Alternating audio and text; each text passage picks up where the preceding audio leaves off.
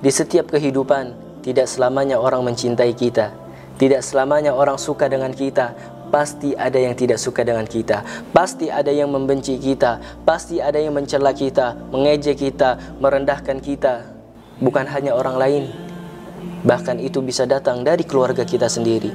Allah mengatakan, inna min azwajikum wa auladikum aduwwa lakum fahdaruhum.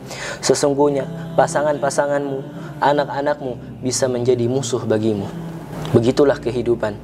Pasti ada orang yang mencela kita. Tidak mungkin kita terlepas dari hinaan manusia, gak mungkin kita terlepas dari celaan manusia. Sehingga Imam Asy-Syafi'i beliau mengatakan, ridon nas ghayatul la tudrak.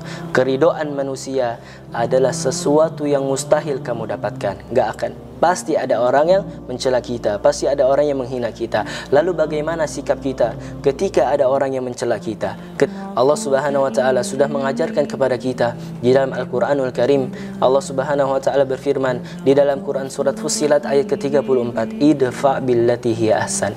Balaslah kejahatan itu dengan kebaikan. Allah juga mengatakan di dalam Quran surat Al-Furqan ayat ke-63 bahwa ciri ibadur rahman, ciri hamba Allah adalah wa idza khatabahumul jahilun qalu salama. Apabila ada orang-orang jahil yang mencelanya, apabila ada orang-orang awam yang menghinanya, qalu salama, ia membalasnya dengan kebaikan.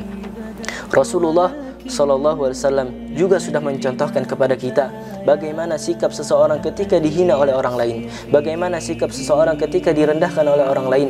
Rasulullah pernah dihina, pernah dicela, pernah direndahkan oleh Abu Jahal.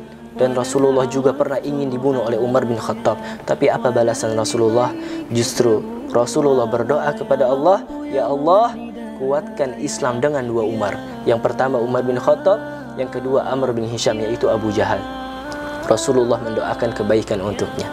Kemudian Islam dikuatkan oleh Umar bin Khattab. Lihat Umar bin Khattab, dulu orang yang ingin membunuh Rasulullah sallallahu alaihi wasallam, ketika didoakan kebaikan oleh Rasulullah, ketika dibalas dengan kebaikan oleh Rasulullah, Umar menjadi orang yang mencintai Rasulullah sallallahu alaihi wasallam.